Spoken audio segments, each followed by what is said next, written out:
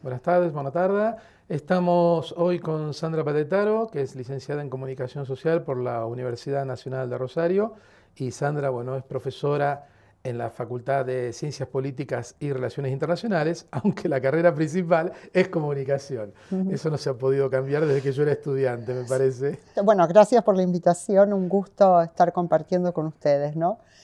Bueno, sí, forma parte de la historia de las ciencias sociales, lo del nombre de la facultad en la Universidad Nacional de Rosario, porque la facultad es de Ciencia Política y Relaciones Internacionales, pero están las carreras de Comunicación Social, de Trabajo Social, de Ciencia Política y de Relaciones Internacionales, y hubo muchos debates durante muchas décadas para ponerle Facultad de Ciencias Sociales, como la de la UBA. No se pudo. O sea que ahí las tradiciones disciplinares son fuertes y quedó ese nombre. En ese sentido, lo que pasó en la Universidad Nacional de Rosario, en Argentina, no es la excepción, porque las carreras de comunicación, cuando se crean en los años 60, más o menos 70, en la época del desarrollismo, ¿no? Cuando había que enseñar comunicación, periodismo, generalmente estas carreras se crearon siempre a partir de otra facultad. Recuerdo, qué sé yo, por ejemplo, creo que en Entre Ríos nació a partir de Facultad de Educación, ¿no? Como Sí, que comunicación fue naciendo siempre bajo el ala de alguna otra carrera o disciplina. sí, totalmente. El de la UNER, que es la de la Universidad Nacional de Entre Ríos, sigue siendo la Facultad de Ciencias de la Educación, donde está la carrera de comunicación. Me parece que también tiene que ver con el carácter ya constitutivamente interdisciplinar de las ciencias de la comunicación, como que es un área de estudios que no se puede pensar si no se piensa de manera interdisciplinaria. Entonces, bueno, uno de los efectos es esta cuestión que estamos contando, digamos, de el carácter institucional un poco vago, pero digamos, después creo que redunda en un enriquecimiento interno en el propio interior del desarrollo del conocimiento en comunicación, porque evidentemente hay que recurrir a todo el campo de las ciencias sociales humanas e incluso las ciencias físicas, las ciencias duras, para poder comprender algo de los fenómenos comunicativos, más los contemporáneos, ¿no? Entonces, creo que tiene esa ventaja también. Yo cuando viajo a Argentina, sobre todo cuando voy a Buenos Aires y estoy en la Universidad de Buenos Aires hablando con colegas, siempre percibo una especie de conflicto ahí más o menos evidente entre gente que viene de los estudios culturales, sobre todo de la tradición más latinoamericana, pienso en los trabajos de Jesús Martín Barbero, de Aníbal Ford, de Néstor García Canclini, y los colegas y las colegas que trabajan en el ámbito más semiótico, como que hay una tensión ahí. En tu caso, tú has dirigido mucho tiempo y todavía estás dirigiendo un máster en estudios culturales y a su vez eres directora fundadora del Centro de Investigación en Mediatizaciones, que tiene una matriz semiótica muy fuerte en la Universidad Nacional de Rosario. ¿Cómo es esta tensión entre lo cultural y lo semiótico? Y bueno, es un desafío. Tal como decís, siempre hubo, por parte del campo semiótico, siempre hubo una sospecha hacia los estudios culturales, principalmente por la cuestión de la habladuría que supone que tienen los estudios culturales, ¿no? Que enganchan, digamos, se entroncan más con la tradición ensayística latinoamericana, un poco barroca, un poco, digamos, de una especie de discursividad interpretativa, hermenéutica, poco atada a lo empírico desde el punto de vista de lo semiótico. Y también había como una sospecha por parte de los estudios culturales a la semiótica por una cuestión ya casi positivista también de la semiótica, en el sentido de, digamos, por un lado eso, por un lado esta cuestión muy atada a los corpus, al estudio de corpus, pero además porque en algún momento se pensaba la semiótica como una especie de deriva textualista, como que la realidad era solo discurso o era solo texto, que también es una mala manera de entender la semiótica. Entonces yo creo que ahí esa doble sospecha a mí nunca me gustó. Yo siempre como que surfié por encima de esa, y mi propia curiosidad lectora me posicionó a leer textos y estudiar todas las variantes, digamos muchas de esas variantes, que yo encontraba muy fructíferas. Entonces, cuando fundamos la maestría en estudios culturales en la Universidad Nacional de Rosario, que es una articulación en principio entre colegas de la Facultad de Letras y de Comunicación, o sea, de Ciencias Humanas y de Ciencias Sociales. Yo ya tenía la perspectiva de que en estos estudios culturales que planteábamos desde Rosario tenía que haber una modalidad semiótica, digamos que no se podía no entender digamos, el desarrollo de la especificidad de los lenguajes. Y de hecho tenemos seminarios en estudios culturales que tienen que ver con eso. Y cuando fundamos el CIM, que es lo que vos decías, que es el Centro de Investigaciones en Mediatizaciones, que sí, que tal cual tiene una fuerte base sociosemiótica, también, digamos, correlativamente con lo otro, se incorpora desde el principio una manera interdisciplinaria de entender el abordaje de los lenguajes que implica la entrada de los estudios culturales. Entonces, pese a esas tradiciones, digamos, encontradas, logramos cierto diálogo, no siempre feliz, digamos, muchas veces conflictivo, porque es verdad, hay distintos modos epistemológicos, metodológicos, técnicos de encarar la cuestión investigativa, pero yo creo que es un gran desafío y bueno, en mi actividad propia trato de articularlo, digamos. Acá en España yo creo que el proceso fue diferente porque hubo una especie de rápido boom de la semiótica, de la semiología, entre finales de los años 70, principios de los 80, e inmediatamente después vinieron los estudios culturales y como que no convivieron, ¿no? Como que suplantaron a esa semiótica que no terminó quizá de echar raíces, como sí echó raíces obviamente en países como Francia, Italia o en el caso argentino o incluso Brasil, ¿no? Pero en los años, digamos, 80 había autores que hicieron de puente, ¿no? Entre la parte cultural y semiótica. Pienso Lotman, cuando es traducido al castellano y entra de manera muy fuerte, yo lo recuerdo en esa época, era estudiante en los 80, un poco servía de puente entre estas dos líneas de trabajo, ¿no? Una Sí, por semiótica ejemplo, de la cultura, ¿no? yo creo que Lotman es uno de los casos, Fabri también, la propia Pablo semiótica Fabri, de sí. Fabri, que tiene que ver mucho con el tema de la traducción como un gran esquema Totalmente. de configuración de sentido. Digamos, yo creo que hay, en el mismo Eco, en la misma bibliografía de Eco, digamos, es una gran semiótica de la cultura, si se quiere. O sea, yo creo que nunca estuvo exento. Bakhtin, por ejemplo, Sí, toda sí, la sí. tradición de los estudios, digamos.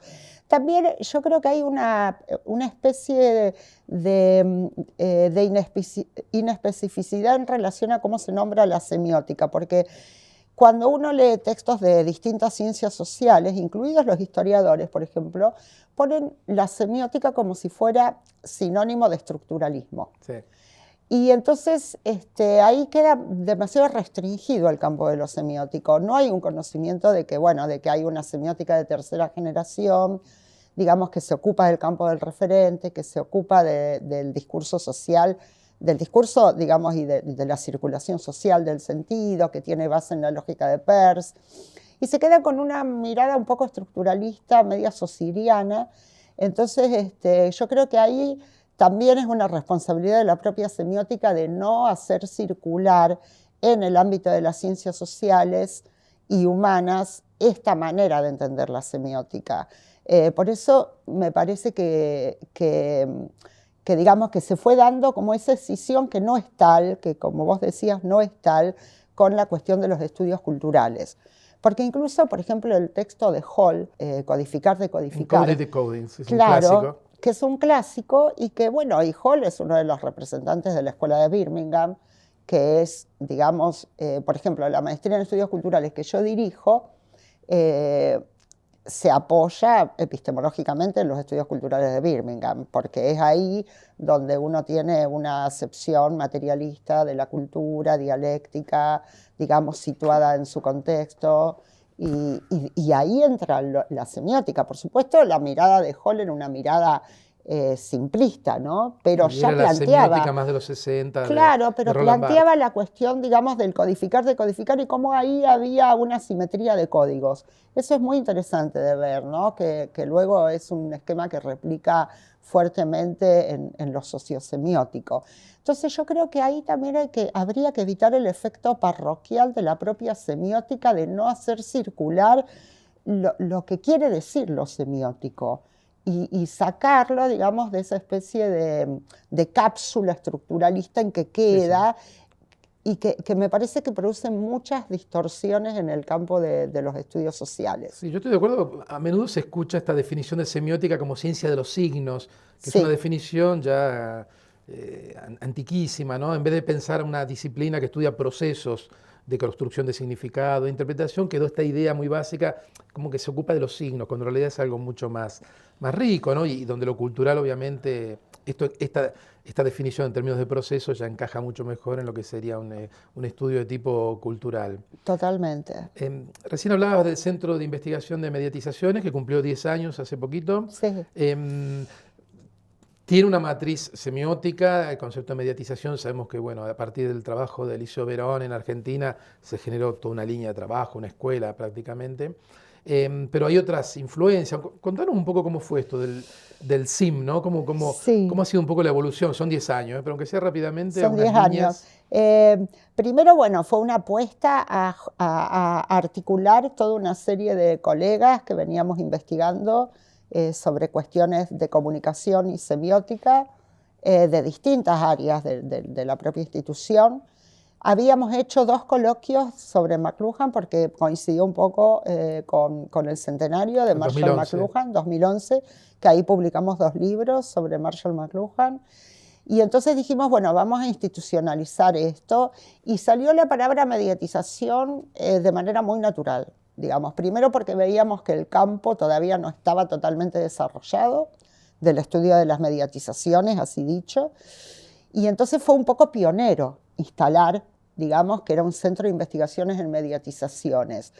Después recuerdo también que tuvimos una especie de conversación acerca del uso del plural, porque le pusimos investigaciones en mediatizaciones, y ahí el tema fue no clausurar el concepto de mediatización a un punto de vista solo semiótico, sino que incorporar, digamos, en los estudios de mediatizaciones todas las variantes, las sociológicas, las socioantropológicas, las semióticas, para ver ese gran fenómeno contemporáneo de la mediatización. Y hace 10 años, cuando lo fundamos, teníamos, digamos, la acepción más contemporánea de la mediatización como un proceso que se da, digamos, de fuerte mediación de los lenguajes técnicos, digamos, a partir del siglo XIX, del siglo XX, con toda la revolución icónico-indicial de los dispositivos y demás.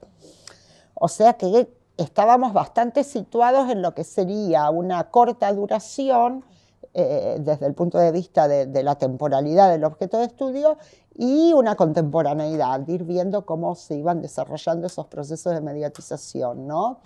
Y después Verón, bueno, empezó a plantear esa otra acepción del concepto de mediatización que lo liga con el proceso de hominización. Totalmente, ¿no? Y entonces ahí, bueno, ya empezaron a aparecer también las grandes investigaciones ya de larguísima duración que tienen que ver con una articulación con lo antropológico, con lo geológico, bueno, con todas las ciencias del hombre, digamos, o de lo humano, por decirlo de alguna manera. Con lo cual, bueno, la noción de mediatización ahora ocupa varios anaqueles, digamos, es como hojaldrada, diría José Luis Fernández, que usa bastante ese término, y en el CIM hay un poco de todo eso, y bastante interdisciplinario también, mucha interdisciplina, porque hay colegas que trabajan desde la filosofía, hay colegas que tienen más que ver con la cuestión socioantropológica o sociológica, y siempre con una mirada semiótica. Pero muchas veces esa mirada semiótica no está central, depende del tipo de investigación. Así que más o menos sería eso. Es interesante porque también digamos, en el enfoque más europeo, sociológico, institucional, a las mediatizaciones, también está esta tensión entre autores como Steve Harvard, que dice la mediatización es un fenómeno solo de la tarda modernidad, muy reciente, y otros como, bueno, Krotz, de la escuela alemana, que dice, no, en eso coincide con Verón, ¿no? Que la mediatización nació cuando el Homo sapiens empezó a picar las primeras piedras y construyó los primeros instrumentos, ¿no? Es muy interesante como ahí hay también una correlación, si bien vienen de escuelas más institucionalistas y más sociológicas, pero también está esa doble mirada. Bueno, hay puntos de vista que plantean que esas miradas son contradictorias y otras que no, que son como distintas dimensiones de un mismo fenómeno, de un mismo tipo de estudio, ¿no? Yo tiendo a pensar que son distintas dimensiones, que no necesariamente son contradictorios esos enfoques. Antes mencionaste a McLuhan. Verón nos simpatizaba mucho, ¿no? Eliseo Verón nos simpatizaba mucho con McLuhan, como buen intelectual de los 60, McLuhan lo tenían ahí arrinconado. Y por otro lado, bueno, la semiótica nunca se llevó bien con McLuhan porque, bueno, la semiótica siempre hizo mucho hincapié, digamos, en el mensaje, y McLuhan vino y dijo, el medio es el mensaje, si Gutenberg imprimía la imprenta o el Corán era lo mismo, estas frases terribles de McLuhan que dejaban a todo el mundo turulato. ¿Cómo entra McLuhan en el centro de investigaciones en mediatizaciones? Sobre todo teniendo interlocutorios o tradiciones que no lo veían muy bien, ¿no?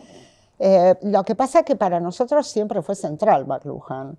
O sea, nunca sufrimos esa especie de prejuicio, como vos lo decías, en Rosario, a lo mejor porque ahí habría que ver también un poco la historia de las instituciones universitarias, ¿no? Porque me parece que Rosario queda bastante equidistante de Buenos Aires y de otros, entonces tiene cierta peculiaridad en la apropiación y la circulación de los conocimientos.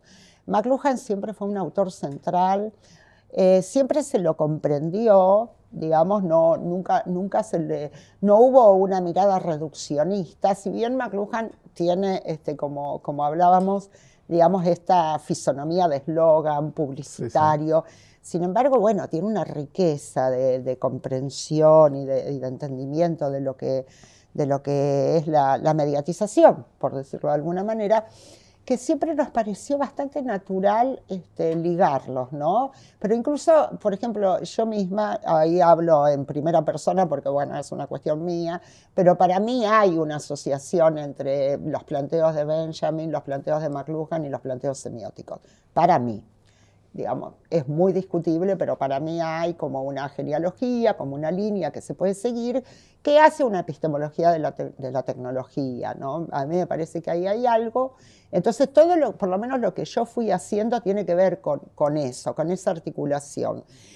E incluso nos resultaba no solo el prejuicio dentro de la semiótica hacia McLuhan, que era ya descabellado, porque, digamos, hay un montón de textos de la semiótica que parecen paráfrasis de McLuhan, ¿no? Sino, por ejemplo, otros autores como Regis Debray. Yo me acuerdo del libro ese que leíamos tanto, Vida y muerte de la imagen, que era una especie de McLuhan reload, ¿no? Y sin embargo lo criticaba. No solo no lo ignoraba Debray, sino que lo criticaba. Entonces eso nos parecía siempre bastante estrambótico, con lo cual para nosotros, al contrario, hicimos ahí como una operación teórico-epistemológica de decir, bueno, McLuhan está en el canon, es fundador del canon de los estudios en comunicación, es uno de los fundadores, como otros autores, y se pueden poner en asociación. Y es más, yo creo que la vigencia de McLuhan es cada vez más patente. Cada vez que uno relee, digamos, las intuiciones que tuvo McLuhan, bueno, hasta la Matrix se puede analizar desde el punto de vista McLuhaniano, ¿no?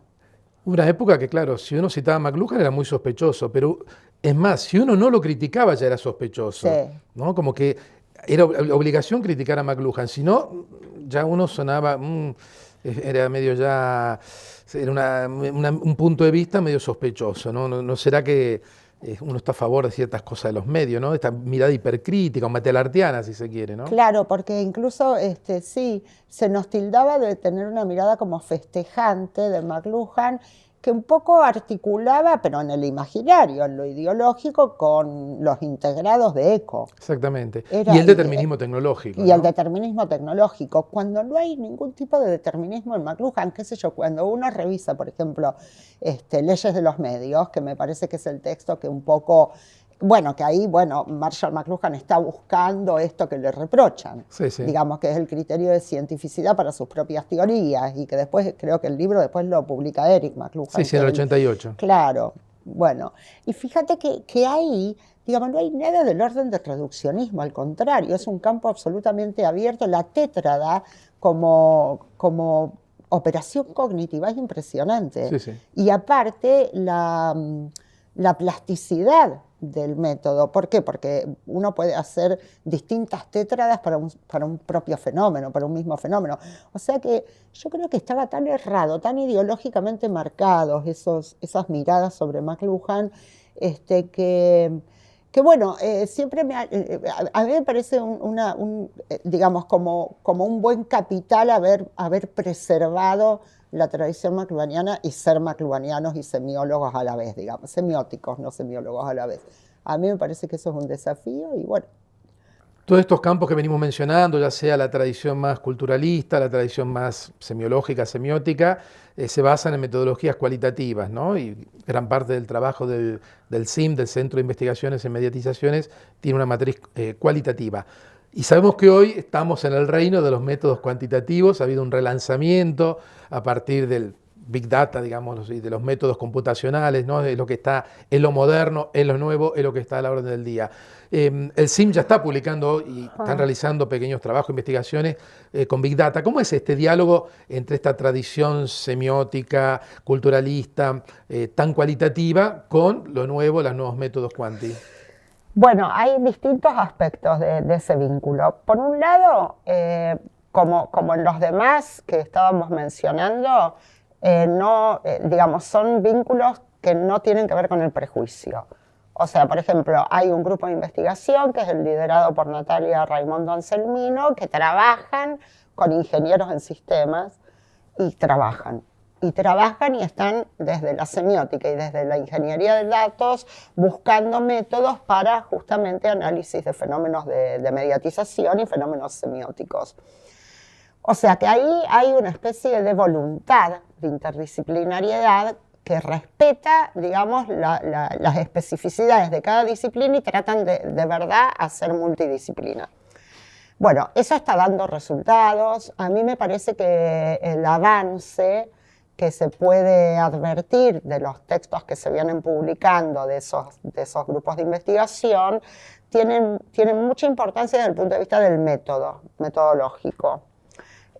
¿Por qué? Porque bueno, la gran cantidad de datos que implica el Big Data o la minería de datos, tanto de datos como de textos, digamos, es tan inconmensurable que esas herramientas pueden ayudar a una especie de semiótica de las tendencias sociales, de las tendencias sociales. Creo que el desafío es ese, ver cómo, digamos, se pasa del análisis de corpus ya establecidos, que están en un pasado reciente y demás, a ver cómo eso se empieza a aplicar digamos, al conocimiento de cómo efectivamente se van sucediendo las tendencias de apropiación del sentido en el mismo momento de la investigación. Sería para mí como una especie de desafío de hacer coincidir el tiempo de la investigación con el tiempo del objeto de estudio, que es siempre un problema epistemológico central, porque viste que siempre estamos, bueno, con la objetividad, y la objetividad implica esa distancia entre el tiempo del investigador, o sea, la temporalidad del investigador y la temporalidad del objeto de estudio. Creo que acá, si somos inteligentes, creativos y vamos más allá de los prejuicios académicos, estaríamos ante la oportunidad de fundar métodos que hagan coincidir esas temporalidades para ver si finalmente las ciencias sociales y las semióticas sirven para algo. Por ejemplo, para ir vislumbrando tendencias. Eso por un lado. Después, con respecto al cuantitativismo, yo soy más de la idea de pensar a la manera de Bateson, que digamos que es un problema de escalas. Digamos, cuando Bateson planteaba que el número no es la cantidad. Y entonces hay un borramiento de lo cuantitativo y lo cualitativo. ¿Por qué? Porque en el cualitativismo siempre de última la verificación es por cantidad, por número de veces que uno repite una entrevista, por ejemplo. Y en el interpretativismo, o sea, digamos, y en lo cuantitativo siempre hay un momento interpretativo, porque el dato solo es ciego. Entonces yo creo que son solidarios, son métodos que son solidarios, creo que hay que usar los dos. Siempre hubo, digamos, diferencias entre los investigadores en relación a qué se pone primero, si lo quanti o lo quali. Entonces, por ejemplo, yo soy más de la idea de que primero hay que ponerlo quanti, porque te da un mapa y entonces uno después va a lo quali a profundizar lo que te dio el mapa. Que eso sería ser cualitativista o interpretativista, poner primero lo quanti y después lo quali. En cambio, el cuantitativista primero haría un quali de aproximación, porque para el cuantitativismo, digamos, lo cualitativo sería exploratorio simplemente, y luego haría lo cuantitativo, que ya sería la gran tendencia. Bueno, pero yo creo que forman parte de los juegos de la ciencia y que los dos métodos son solidarios y que por supuesto ahí hay que ir a la epistemología dura también y ver un poco todo lo que planteaba el positivismo lógico, el falsacionismo popperiano, digamos, las falencias de los dos métodos y cómo ir subsanando la falencia del deductivismo y del inductivismo. Creo que estamos siempre en esa tensión. Estos métodos quanti, bueno, ya existían y de hace muchos años, décadas, en los estudios de comunicación. En los años 50 estaba Berelson, que hacía análisis cuantitativo de contenido, contabilizaba, tomaba o comparaba discursos de políticos y cuántas veces repetían una palabra, democracia, desarrollo o comunismo en esa época, ¿no? Y a partir de ahí, o sea, estas nubes de conceptos que hoy a veces vemos en la prensa, en los estudios de comunicación eran clásicos. ¿Qué pasa? En los años 60, cuando viene la semiología, ellos se enfrentan a esa visión y dicen, están analizando solo el discurso manifiesto, es análisis de contenido manifiesto, y todo lo no dicho, y todo lo que está latente.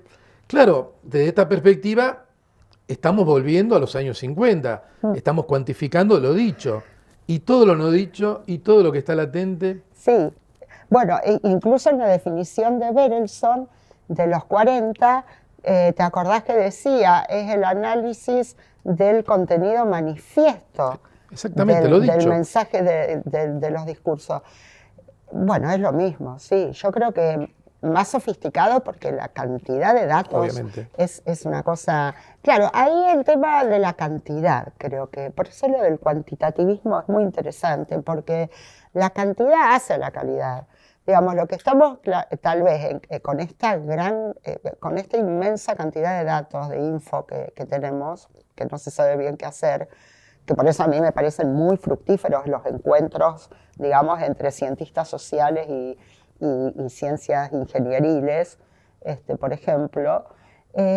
Bueno, si no está cambiando el estatuto investigativo. Totalmente. Eso es el tema de la cantidad, porque si no desde el punto de vista del cuantitativismo es como vos lo decías, digamos, no es más que situarse en el contenido manifiesto de los mensajes, con lo cual queda toda una zona de oscuridad que tal vez es la más relevante y que no se puede interpretar, ¿no?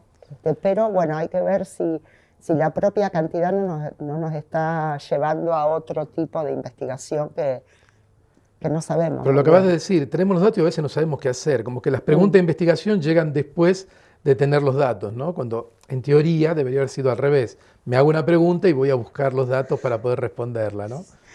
Claro, por eso a mí me da la impresión que tal vez el desafío sería, bueno, cómo colocarse ante esos datos como posición de sujeto investigador. ¿Qué hacer con eso? ¿Para dónde ir? Y ahí, claro, hay todas, a lo mejor hay nociones que hay que ir, que están consolidadas, obviamente, pero que a lo mejor hay que ir flexibilizando la noción de corpus, la noción de género, nociones que por ahí encorsetan demasiado la investigación.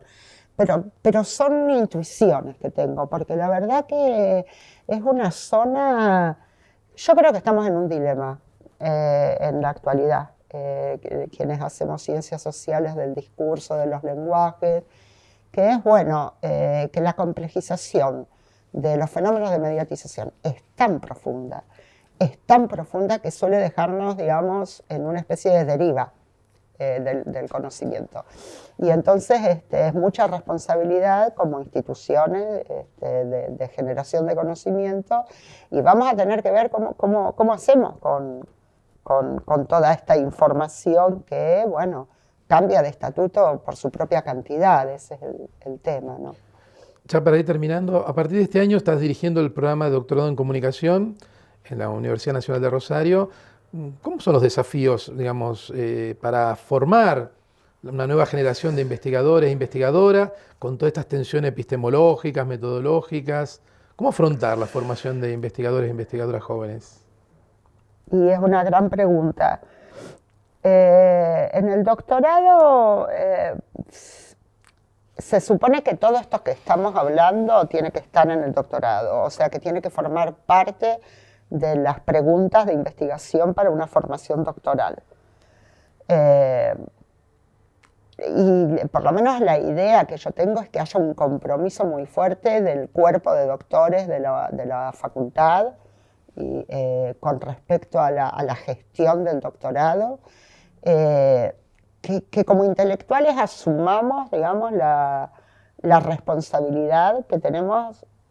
Bueno, en Argentina la educación superior es pública, entonces es de dominio público y eso implica, digamos, un posicionamiento crítico hacia el verosímil, digamos, hacia lo que está sucediendo muy fuerte.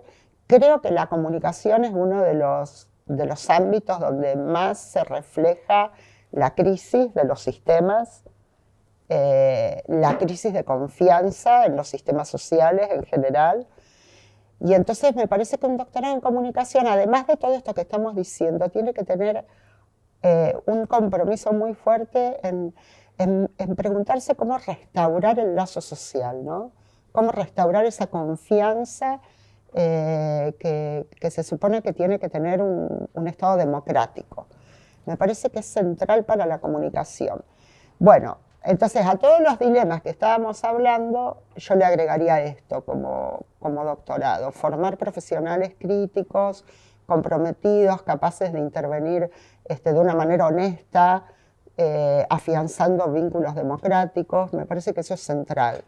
Me parece que eso es central. Y después, bueno, la formación teórica yo creo que es capital. Digamos, hay todo un canon de autores que forman parte digamos, que deberían formar parte de la formación en comunicación, y muy atentos a las tendencias actuales, a esto que estamos hablando. A propósito de esto, no es que estamos, o estamos hablando mucho, le estamos dando mucho interés a la cuestión metodológica y nos estamos olvidando de las teorías y la necesidad de renovar teorías. Bueno, puede ser que haya una especie de recaída en lo metodológico y un olvido de la hipótesis, en el sentido fuerte de la palabra hipótesis, ¿no? De la teoría.